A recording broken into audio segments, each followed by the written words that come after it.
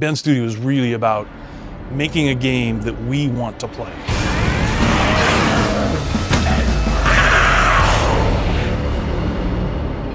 Ben Studio, from a development perspective, to me means a studio that's kind of punching outside its weight class. It's really kind of biting off a lot and chewing it and doing things that people didn't think were possible, and we just kind of said, we're going to make this really big game called Days Gone. When we were tossing around ideas for a new IP, because we were given the chance to say, hey, Ben Studio, you can make something brand new, something, you're just going to create this thing and create a world and create characters and create the gameplay experience. What we've always done is single-player narrative-driven games.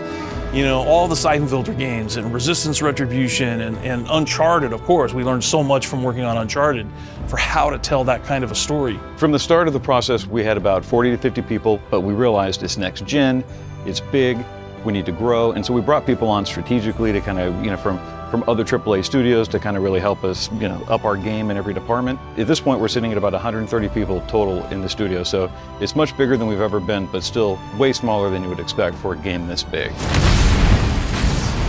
There is a lot of passion in the studio for the things that make up the game. We have a lot of guys at the studio that have Harleys and other types of bikes, and they all ride. We got a lot of people who, longtime bikers and, new bikers, older guys like myself who kind of come into the fold and really wish we'd done it sooner. But it's a strong culture. We go on rides, and it really kind of helps us relate to the experiences. I think that's where the mojo in the studio comes in, is we have guys who are immensely talented at what they do. Like, one engineer spearheaded the entire horde, as an example, figured out a way to get 500 creatures on the screen at the same time. I mean, that's an amazing achievement, and that's just one example where we have peak individuals working at the top of their game, and that's the only reason Days Gone exists. Building an open world horde game with a motorcycle, new IP, all these things at once, a new engine, a new team.